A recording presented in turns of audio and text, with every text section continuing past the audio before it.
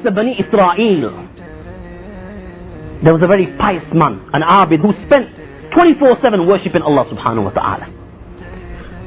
At the same time, there were 3 brothers. They had one sister. They'd made intentions for jihad, to elevate the kalima la ilaha illallah. Now they were in need of somebody trustworthy, somebody they could trust to leave their sister with. So they chose this priest, and they came to this priest and they requested. He refused. They kept on requesting, he kept on refusing. They kept on pleading, till finally he agreed that he would look after their sister. He told them to leave this girl in a house in front of his place of worship. He would remain in his place of worship, worshipping Allah, and she would remain inside his house opposite his place of worship. He would leave her food outside his own place of worship, and then he would shout her name.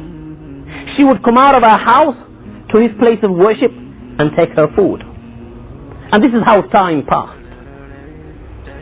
One day the shaitan whispered, "What are you playing at, boy? You leave the food outside your place of worship? And she has to come all that way from her house right to your place of worship? What if somebody sees her all alone and sees that nobody's living with her? They will go to her house and they will rape her. Come on, you'll get more sawab if you leave the food outside her house." Now the shaitan's got him thinking, and he thinks there's more reward in this. Now he takes this food and places it outside her door. And this is how time passes. Every day this is what he's doing. A day comes and the shaitan whispers again, "Don't you feel sorry for her? She's all alone. She has nobody to talk to. You are a holy man. You possess a lot of knowledge. Allah has blessed you. You can benefit this girl. Don't talk about the dunya, talk about the deen." Doesn't this happen? Happens a lot in the universities, don't it? The excuse is that we are talking about the deen. Nothing can happen. We are pure. Listen to this. You can benefit her with your pearls of wisdom. Now, this is what he does. He sits outside his place of worship, and she sits outside his house, her own house, and they talk from a distance, all about the deen. And this is how time passes. The shaitan whispers again, "Come on, what are you doing? What if somebody sees you talking like this and thinks evil of you? Nobody knows from a distance what you're talking about, whether it's about the deen or the dunya. If they see you talking with a girl, they might get wrong ideas. And then why do you give a taklif to come outside her house? Why don't you just go inside? It's more appropriate this way. Then secondly, nobody can think evil of you." So this is what he does. Now, he started going inside her house. And they would talk about the deen. Slowly, slowly, he's beautifying this girl in his eyes till this priest commits sin.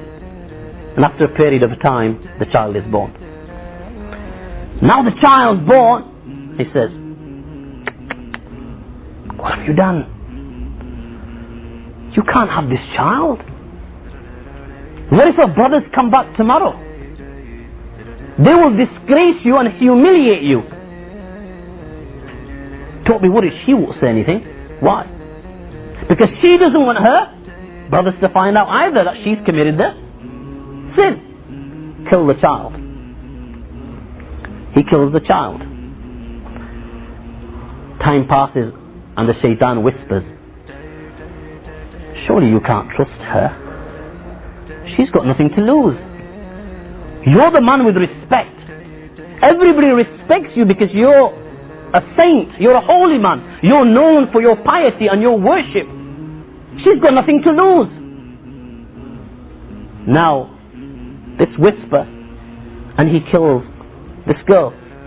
and he buries it together with her child, and he returns to his place of worship. Few days pass, and these brothers return. They come to the priest, and he makes up a story that your sister was a very pious woman, and she's passed away.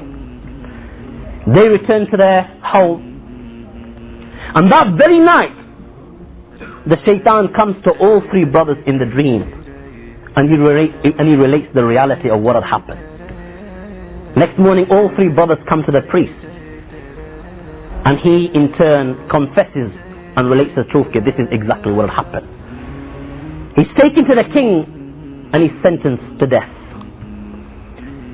He's standing there, and the shaitan comes for a final time. And he says that I was the one that whispered all this evil and made you commit this evil. And I am the one that can save you. All you've got to do is renounce the Allah that you believe in, that has created you. If you renounce the kalima, then I will save you from this punishment. He renounces the kalima and becomes a kafir. This is where the shaitan, as you'd say, does a leg. Now look, from the biggest worshipper of his time,